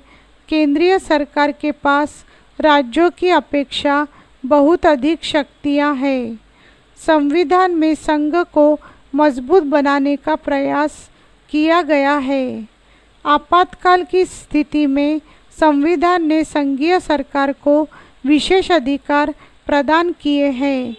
भारत का राष्ट्रपति संपूर्ण देश का शासन अपने अधिकार में ले सकता है और विभिन्न राज्यों के स्वतंत्र अधिकारों को स्थगित कर सकता है। विश्व के किसी भी संविधान में सर्वोच्च अधिकार राज्य को नहीं दिया गया है। इस संबंध में डॉक्टर अंबेडकर लिखते हैं, यद्यपि भारत संघ में शामिल होना किसी समझौते का परिणाम नहीं था, बल्कि किसी राज्य को इससे अपना संबंध विच्छेद करने का अधिकार प्राप्त नहीं है। संघ यूनियन है, वह अनश्वर है। एकात्मक विशेषताओं के निम्न उदाहरण है। 1, शक्तियों का विभाजन केंद्र के पक्ष में है। 2, इकहरी नागरिकता। 3, केंद्र द्वारा राज्यों के राज्यपालों को नियुक्त करना। 4, राज्यों की केंद्र पर वित्तीय निर्भरता। 5, केंद्र की संकटकालीन शक्तियाँ। प्रश्न 15, एक कम्युनिस्ट सदस्य सोमनाथ लाहिड़ी को संविधान सभा की चर्चाओं पर ब्रिटिश साम्राज्यवाद का स्याह ब्रैकेट में काला साया दिखाई देता था। इस कथन की विवेचनापूर्ण जांच कीजिए तथा उत्तर के समर्थन में अपने विचार दीजिए। उत्तर, संविधान सभा के कम्युनिस्ट सदस्य सोमनाथ लाहिड़ी को संविधान सभा की चर्चाओं पर ब्रिटिश साम्राज्यवाद का स्याह साया दिखाई देता था। लाहिड़ी ने सदस्यों तथा आम भारतीयों से आग्रह किया कि वे साम्राज्यवादी शासन के प्रभाव से स्वयं को पूरी तरह आज़ाद करें। सन 1946-47 की ठंड में संविधान सभा की चर्चा के वक्त भी अंग्रेज़ भारत में ही थे। वहाँ जवाहरलाल नेहरू के नेतृत्व में अंतरिम सरकार शासन तो चला रही थी, परंतु उसे अपना समस्त कार्य वायसराय तथा लंदन में बैठी ब्रिटिश सरकार की देखरेख करना पड़ता था। लाहिड़ी ने अपने साथियों को समझाया कि संविधान सभा अंग्रेजी की बनाई हुई है और वह अंग्रेज़ों की योजना को साकार करने का काम कर रही है। प्रश्न 16, भारतीय संविधान के निर्माण को प्रभावित करने वाले विषयों की विवेचना कीजिए। उत्तर, भारतीय संविधान के निर्माण को अनेक विषयों अथवा मुद्दों ने प्रभावित किया। ये विषय ऐसे थे जिन्हें स्थान दिए बिना वास्तविक लोकतंत्र की स्थापना नहीं की जा सकती थी। इनमें से कुछ मुख्य विषय निम्नलिखित थे। 1. पिछड़े वर्गों एवं अछूतों के विषय। पिछड़े वर्गों तथा अछूतों के उद्धार के लिए उन्हें विशेष संरक्षण देना आवश्यक था। आदिवासियों की भी यही स्थिति थी। 2. केंद्रीय संघ। देश की एकता एवं अखंडता को बनाए रखने के लिए केंद्रीय संघ की स्थापना को कार्यरूप दिया गया। यह संघ भिन्नता में एकता का प्रतीक था। 3. राजनीतिक समानता तथा सामाजिक आर्थिक न्याय। सभी को समान रूप से मतदान का अधिकार देना राजनीतिक समानता का प्रतीक था, परंतु सामाजिक आर्थिक न्याय के बिना राजनीतिक समानता अधूरी थी। अतः सामाजिक एवं आर्थिक भेदभाव को समाप्त करना आवश्यक था। 4. अन्य विषय। 1. राज्यों का पुनर्गठन भाषा के आधार पर हो। 2. हिंदी राजकीय भाषा होगी, परंतु सरकारी कामकाज में अंग्रेजी का प्रयोग होता रहेगा। 3. संविधान के अनुसार भारत एक समाजवादी, संप्रभु, धर्मनिरपेक्ष, लोकतांत्रिक गणराज्य हो। दीर्घ उत्तरीय प्रश्न। प्रश्न 1. पृथक निर्वाचिका की समस्या संविधान सभा के सामने एक बहुत जटिल समस्या थी। इस प्रश्न पर हुए वाद विवाद की चर्चा कीजिए। उत्तर, पृथक निर्वाचिका से अभिप्राय ऐसे चुनाव क्षेत्र से है जहां से केवल किसी विशेष समुदाय का व्यक्ति ही चुना जा सकता है। इसकी व्यवस्था पहले सन 1909 में ब्रिटिश सरकार ने मुसलमानों के लिए की थी। संविधान निर्माण के दौरान इस पर जोरदार बहस हुई। पृथक निर्वाचिका का समर्थन। 27 अगस्त सन 1947 को मद्रास के बी पोकर बहादुर ने पृथक निर्वाचिका बनाए रखने के पक्ष में एक उत्तेजक व प्रभावशाली भाषण दिया। बहादुर ने कहा कि अल्पसंख्यक सभी जगह होते हैं, उन्हें हम चाहते हुए भी हटा नहीं सकते। हमें एक ऐसे राजनीतिक ढांचे की आवश्यकता है जिसके अंदर अल्पसंख्यक भी दूसरों के साथ सद्भाव बनाकर रहे और समुदायों के मध्य भेदभाव कम कर सके। इसके लिए राजनीतिक व्यवस्था में अल्पसंख्यकों का पूरा प्रतिनिधित्व होना आवश्यक है। इसके साथ हो अल्पसंख्यकों की बातों व विचारों पर ध्यान दिया जाए। देश की शासन व्यवस्था में मुसलमानों की एक सार्थक हिस्सेदारी सुनिश्चित करने हेतु पृथक निर्वाचिका के अलावा कोई और रास्ता नहीं हो सकता।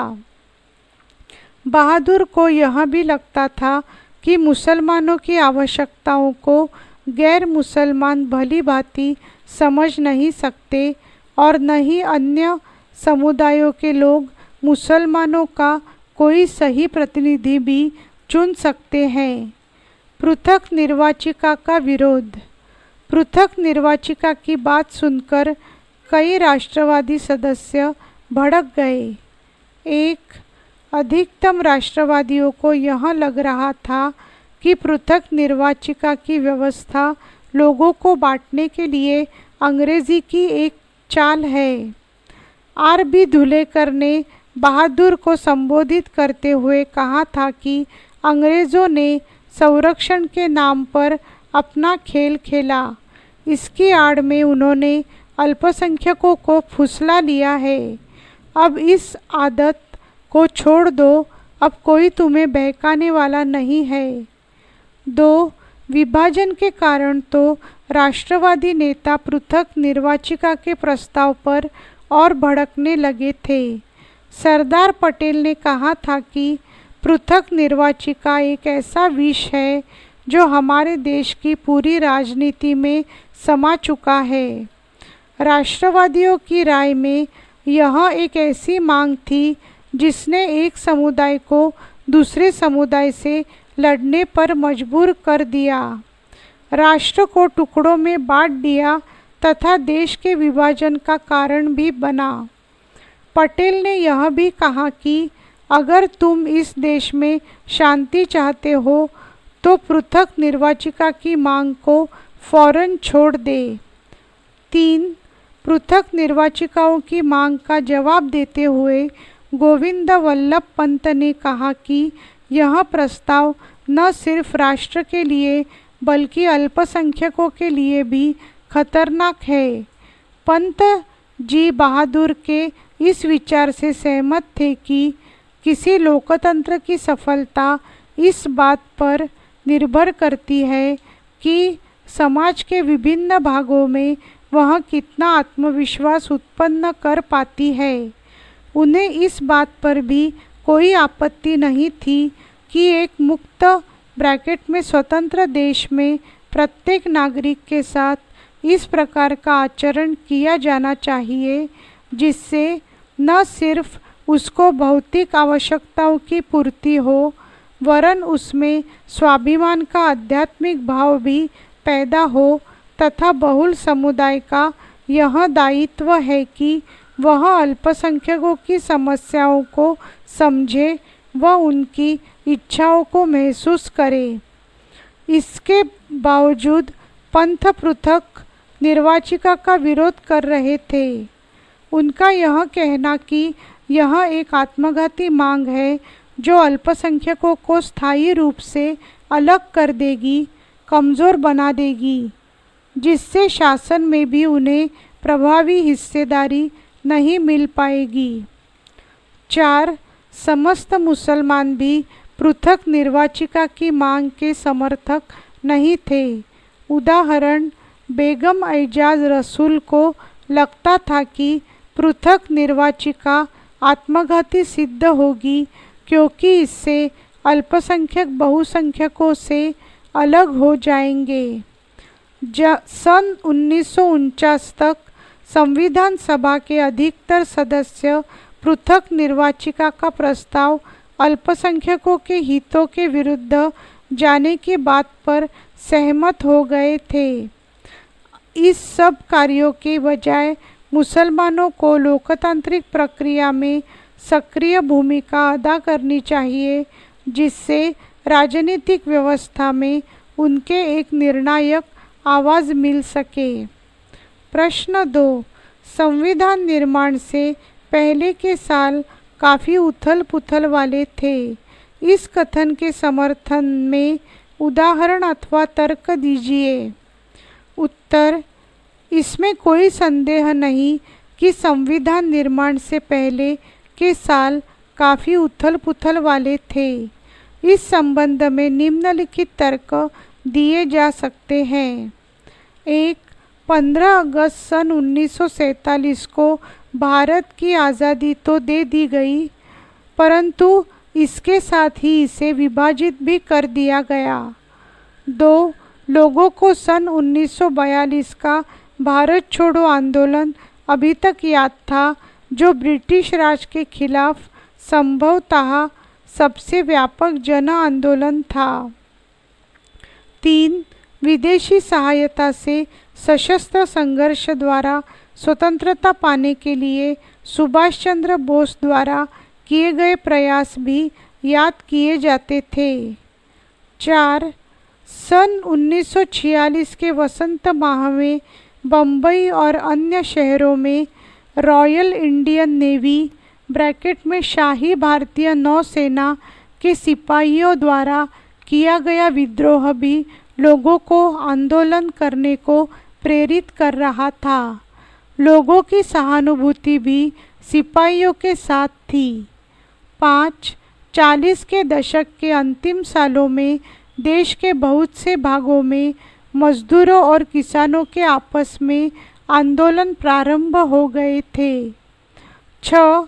लोगों के जन आंदोलन का एक अहम पहलू हिंदू मुस्लिम एकता था।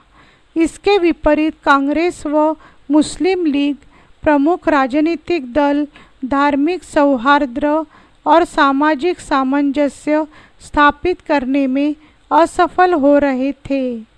7. अगस्त सन 1946 में कलकत्ता में प्रारंभ हिंसा के साथ उत्तरी और पूर्वी भारत में आंदोलन का लंबा सिलसिला प्रारंभ हो गया था।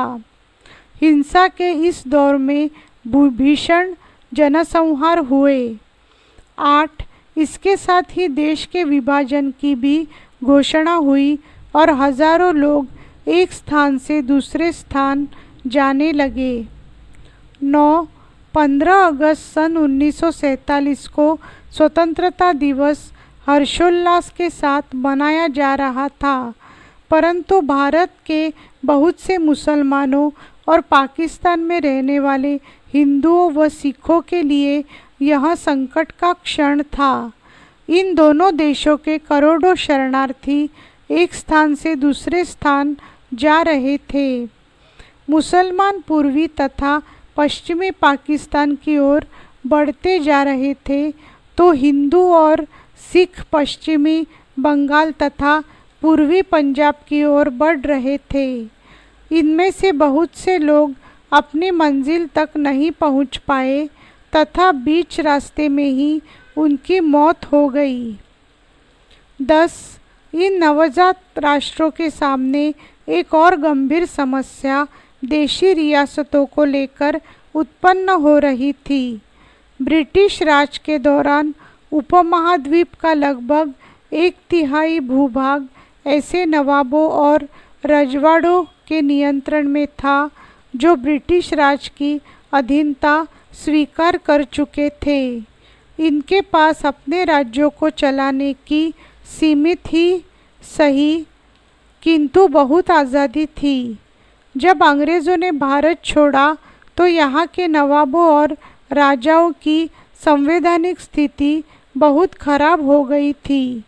एक समकालीन इतिहासकार ने कहा था कि कुछ महाराष्ट्र तो बहुत सारे टुकड़ों में विभाजित भारत में स्वतंत्र सत्ता का सपना देख रहे थे।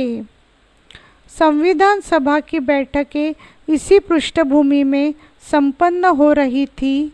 देश के बाहर जो चल रहा था उससे संविधान सभा में होने वाली गतिविधियां भी अछूती नहीं रही। प्रश्न 3. भारतीय संविधान के निर्माण में प्रमुख 6 व्यक्तियों के योगदान का वर्णन कीजिए। उत्तर: भारतीय संविधान के निर्माण में अनेक व्यक्तियों ने योगदान दिया, जिनमें से प्रमुख निम्न है। 1.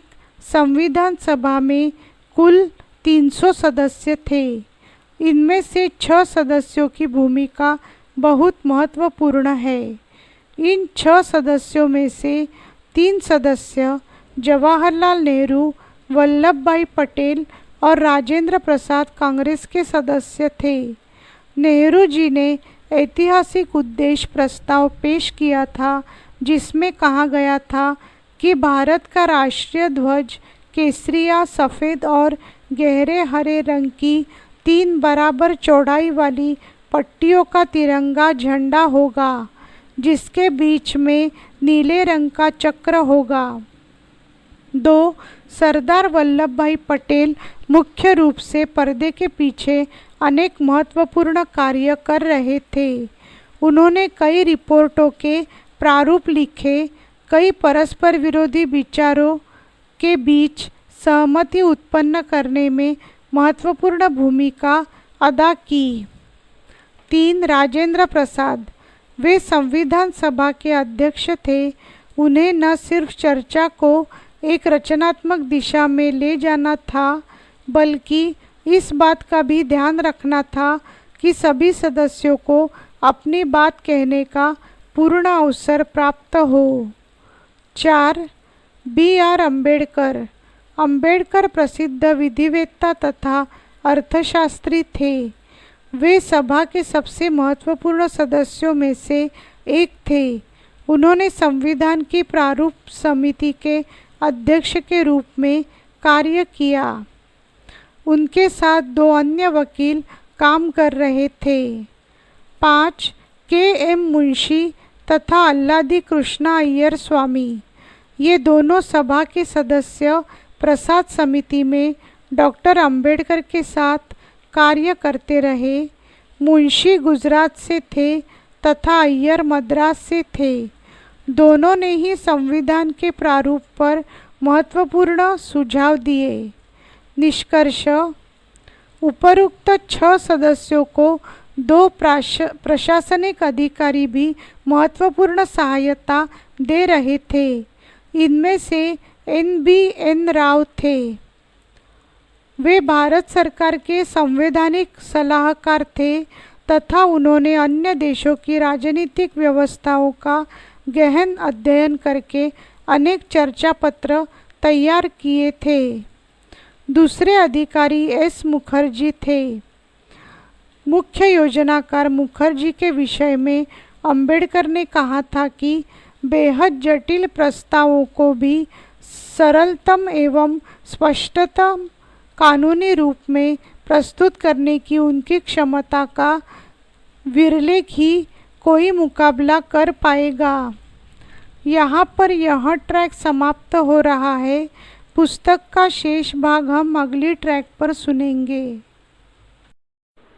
Track 15D। इस ट्रैक में पन्ना नंबर 230 से पन्ना नंबर 231 तक अध्याय 15 का रिकॉर्डिंग किया गया है। प्रश्न 4. भारतीय संविधान किस प्रकार केंद्र और राज्य सरकारों के अधिकारों को सुरक्षित करता है? स्पष्ट कीजिए। उत्तर: संविधान सभा में केंद्र सरकारों और राज्य सरकारों के अधिकारों के विषय में भी बहुत बहस हुई थी। जो लोग शक्तिशाली केंद्र के पक्ष में थे उनमें जवाहरलाल नेहरू भी शामिल थे। संविधान सभा के अध्यक्ष के नाम लिखे एक पत्र में उन्होंने कहा था, अब जबकि विभाजन एक हकीकत बन चुका है, एक कमज़ोर केंद्रीय शासन की व्यवस्था देश के लिए हानिकारक होगी, क्योंकि ऐसा केंद्र शांति स्थापित करने में, आम बातों के बीच समन्वय स्थापित करने में और अंतर्राष्ट्रीय स्तर पर पूरे देश के लिए आवाज़ उठाने में सक्षम नहीं होगा। दूसरी ओर राज्यों ब्रैकेट में प्रांतों के अधिकारों का सबसे शक्तिशाली समर्थन मद्रास के सदस्य के संतनम ने किया। उन्होंने न केवल राज्यों को बल्कि केंद्र को मजबूत बनाने के लिए भी शक्तियों का पुनर्वितरण आवश्यक है। यह तर्क एक जीत सी बन गया है कि सभी शक्तियाँ केंद्र को सौंप देने से वह मजबूत हो जाएगा। संतनम ने कहा कि यह गलतफहमी है। यदि केंद्र के पास आवश्यकता से अधिक जिम्मेदारियां होंगी तो वह प्रभावी ढंग से काम नहीं कर पाएगा। उसके कुछ दायित्वों को राज्यों को सौंप देने से केंद्र अधिक मजबूत हो सकता है। संविधान की 3 सूचियाँ। संविधान के मसौदे में विषयों से संबंधित 3 सूचियाँ बनाई गई थी। 1 केंद्रीय सूची, 2 राज्य सूची और 3 समवर्ती सूची। 1. पहली सूची के विषय सिर्फ केंद्र सरकार के अधीन होने थे, जबकि दूसरी सूची के विषय सिर्फ राज्य सरकारों के अंतर्गत आते थे। तीसरी सूची के विषय केंद्र और राज्य दोनों की मिलीजुली जिम्मेदारी थी, परंतु अन्य संघों की तुलना में बहुत अधिक विषयों को सिर्फ केंद्रीय नियंत्रण में रखा गया था। समवर्ती सूची में भी प्रांतों की इच्छाओं की उपेक्षा करते हुए बहुत ज़्यादा विषय रखे गए। 2. खनिज पदार्थों तथा प्रमुख उद्योगों पर भी केंद्र सरकार को ही नियंत्रण दिया गया। 3. अनुच्छेद 356 में गवर्नर की सिफारिश पर केंद्र सरकार को राज्य सरकार के समस्त अधिकार अपने हाथ में लेने का अधिकार दे दिया। 4. संविधान में राजकोषीय संघवाद की भी एक जटिल व्यवस्था बनाई गई। कुछ करों जैसे सीमा शुल्क कर और कंपनी कर से होने वाली समस्त आय केंद्र सरकार के पास रखी गई। कुछ अन्य मामलों में जैसे आय कर और आबकारी शुल्क से होने वाली आय राज्य और केंद्र सरकारों के बीच विभाजित कर दी गई। 5. राज्य स्तरीय शुल्कों से प्राप्त आय पूरी तरह से राज्यों को सौंप दी गई। राज्य सरकारों को अपने स्तर पर भी कुछ कर तथा अधिभार वसूल करने का अधिकार दिया गया। उदाहरण, वे जमीन और संपत्ति कर, बिक्री कर तथा बोतलबंद शराब पर अलग से कर वसूल कर सकते थे। प्रश्न 5. भारतीय संविधान की प्रमुख विशेषताओं का विस्तृत वर्णन कीजिए। उत्तर, भारतीय संविधान की प्रमुख विशेषताओं का निम्नलिखित वर्णन किया जा सकता है। 1. लोकतांत्रिक सरकार की स्थापना। हमारे संविधान की एक विशेषता यह है कि इससे देश में लोकतांत्रिक सरकार की स्थापना की गई है। यहाँ की जनता को यह अधिकार दिया गया है कि वह अपनी सरकार का चुनाव स्वयं करे। प्रत्येक व्यक्ति को मतदान करने और चुनाव लड़ने का अधिकार दिया गया है। इस प्रकार यहाँ एक ऐसी सरकार का गठन होता है जो लोगों के प्रतिनिधियों के माध्यम से चलाई जाती है। 2. स्वतंत्र तथा निष्पक्ष न्यायपालिका। हमारे देश में एक स्वतंत्र तथा निष्पक्ष न्यायपालिका का प्रावधान है। संविधान में इसके क्षेत्राधिकार तथा शक्तियों का वर्णन मिलता है। न्यायपालिका को कार्यपालिका के नियंत्रण से मुक्त रखा गया है। इस प्रकार न्यायपालिका निष्पक्ष तथा स्वतंत्र रूप से अपना कार्य करती है।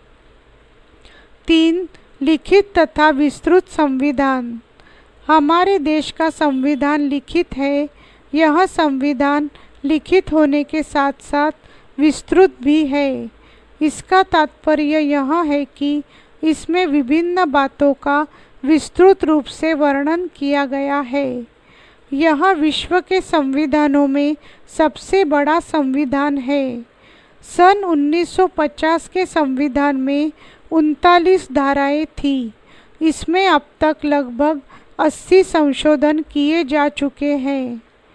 4. संसदीय सरकार। संविधान संसदीय व्यवस्था की स्थापना करता है। राज्य के अध्यक्ष ब्रैकेट में राष्ट्रपति का पद नाममात्र का और सरकार के अध्यक्ष ब्रैकेट में प्रधानमंत्री का पद वास्तविक शासक की भांति बनाने का प्रयास किया गया है। प्रधानमंत्री व उसके मंत्रिपरिषद संसद से ली जाएगी जो संसद के प्रति उत्तरदायी होगी। 5. धर्मनिरपेक्ष राज्य। हमारे संविधान ने भारत को एक धर्मनिरपेक्ष राज्य घोषित किया है। इसका तात्पर्य यह है कि भारत सरकार किसी धर्म विशेष के प्रति कोई लगाव नहीं रखेगी। उसकी दृष्टि से सभी धर्म के मामले में पूर्ण स्वतंत्रता होगी। धर्म के नाम पर किसी के साथ कोई भेदभाव नहीं किया जाएगा। अपने धर्म का प्रचार करने की भी प्रत्येक व्यक्ति को स्वतंत्रता होगी। 6. संघात्मक व्यवस्था। हमारे संविधान की अन्य विशेषता यह है कि हमारे देश में संघात्मक सरकार की व्यवस्था है। संघात्मक सरकार का तात्पर्य है कि शासन प्रबंध राज्य और केंद्र दो स्तरों पर होगा तथा इनके अधिकार और शक्तियों का वर्णन संविधान में किया जाएगा। दोनों प्रकार की सरकारें संविधान के संघीय ढांचे के अंतर्गत कार्य करेंगी। 7. सार्वभौमिक वयस्क मताधिकार। सभी नागरिकों को मताधिकार प्राप्त है। सार्वभौमिक का अर्थ है बिना किसी भेदभाव के प्रत्येक वयस्क की जिसकी आयु 18 वर्ष अथवा उससे अधिक है मत देने का अधिकार प्राप्त है। प्रश्न 6. जवाहरलाल नेहरू द्वारा प्रस्तावित उद्देश्य प्रस्ताव के संबंध में एन.जी. रंगा के विचारों की व्याख्या कीजिए। उत्तर: उद्देश्य प्रस्ताव पर एन.जी. रंगा तथा जयपाल सिंह के आदिवासियों तथा अल्पसंख्यकों की आवश्यकताओं व सुरक्षा के विषय में उनके विचारों की व्याख्या निम्न है।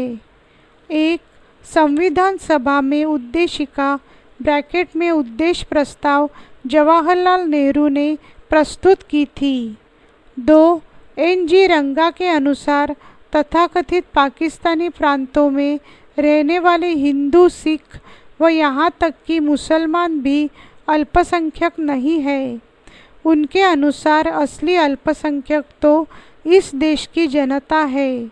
यह जनता ब्रैकेट में आदिवासी, जनजातीय, सर्वसाधारण, ग्रामीण इतनी दुखी, पीड़ित और कुचली हुई है कि अभी तक साधारण नागरिक के अधिकारों का लाभ भी उठा पाने में असमर्थ है। 3. आदिवासी क्षेत्रों में जनजातियां आदिकाल से रह रही है। उनके अपने कानूनों, उनके जनजातीय कानूनों, उनकी ज़मीनों को उनसे नहीं छीना जा सकता, लेकिन अन्य प्रदेशों के व्यापारी वहाँ ब्रैकेट में आदिवासियों के क्षेत्रों में जाते हैं और तथाकथित मुक्त बाजार के नाम पर वे व्यापारी और सौदागर उनकी ज़मीन छीन जाने के खिलाफ हैं। लेकिन सच्चाई यह है कि व्यापारी आदिवासियों को विभिन्न प्रकार की शर्तों में जकड़कर गुलाम बना लेते हैं। वे उन्हें पीढ़ी दर पीढ़ी दासता के नरक में धकेल देते हैं। 4. आम गांव वालों को, जिनमें अल्पसंख्यक व आदिवासी भी होते हैं, सूदखोर पैसा ब्याज पर देते हैं। वे ऐसा करके सर्वसाधारण ग्रामीणों को अपनी जेब में डाल देते हैं। गांव में जमींदार एवं मालगुजार तथा कुछ अन्य ऐसे ही साधन संपन्न लोग गरीब देहातियों का शोषण करते हैं। इन लोगों में मूलभूत शिक्षा तक नहीं है। वास्तविक अल्पसंख्यक गांव के सर्वसाधारण लोग ही हैं जिन्हें राज्य ब्रैकेट में सरकार या संविधान द्वारा सुरक्षा का आश्वासन मिलना चाहिए। आदिवासियों से संबंधित शक्तियों ने संविधान सभा में तर्क दिया कि आदिवासियों के साथ अनेक सालों से ब्रिटिश सरकार, जमींदारों, साहूकारों एवं सूदखोरों ने सही या ठीक व्यवहार नहीं किया। उन्होंने अपने दावों को बहुत बढ़ाकर कहा है कि 6000 सालों से उन्हें अपमानित या उपेक्षित किया जा रहा था।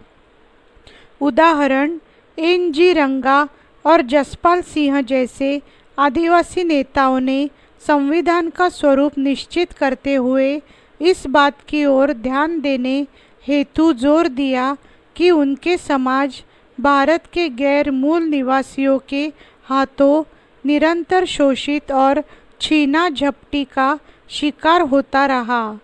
उन्होंने कहा, आदिवासियों की सुरक्षा तथा उन्हें आम व्यक्तियों की स्थिति में लाने हेतु आवश्यक परिस्थितियां बनाने की आवश्यकता है। आदिवासी समाज के नेता चाहे पृथक निर्वाचिका के पक्ष में नहीं थे, लेकिन विधायिका में आदिवासियों को प्रतिनिधित्व प्रदान करने के लिए सीटों के आरक्षण की व्यवस्था आवश्यक समझते थे। उन्होंने कहा कि इस तरह दूसरों को आदिवासियों की आवाज़ सुनने तथा उनके पास आने के लिए मजबूर किया जा सकेगा। यहाँ पर यह ट्रैक समाप्त हो रहा है। पुस्तक का शेष भाग हम अगली ट्रैक पर सुनेंगे।